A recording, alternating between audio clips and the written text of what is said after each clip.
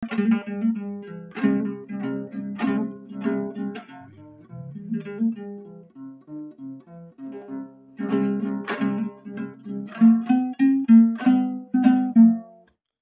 құрметті ағайын, міне алдарыңызда домбыра аспабы.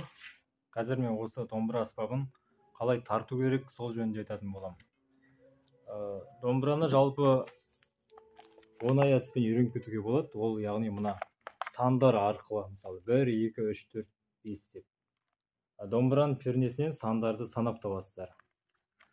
Міне сол оңай әдіспен үйренуге арнайы кітапша дайындадық. Міне осы кітапшада 7 хитам бар. Осы кітапшадан 0-ден бастап үйрене аласыздар. Міне оңай әдіспен жазылған барлығы. Мен қазақпын әні, қараңыздар. Тек сандар арқылы, мына сандарды санап табасыздар. Және басқа да әндер бар. Қараңыздар. Мысалы, ауылым әні бар. Ішінде аягөз қайда барасын. Жақсы адамдарым әні бар. Түрлі арман әні бар. Жақсы әндердің барлығы бар ішінде. Ішінде қалай тарту керек, нені басу керек, барлығы ішінде жазылған.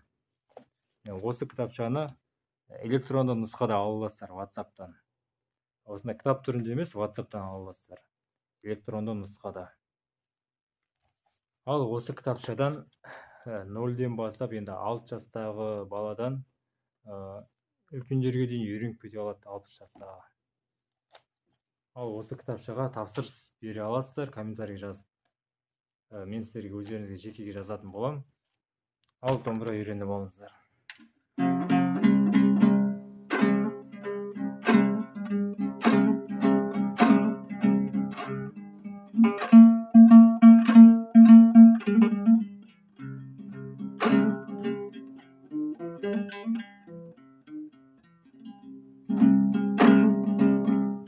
Ал сәттілік.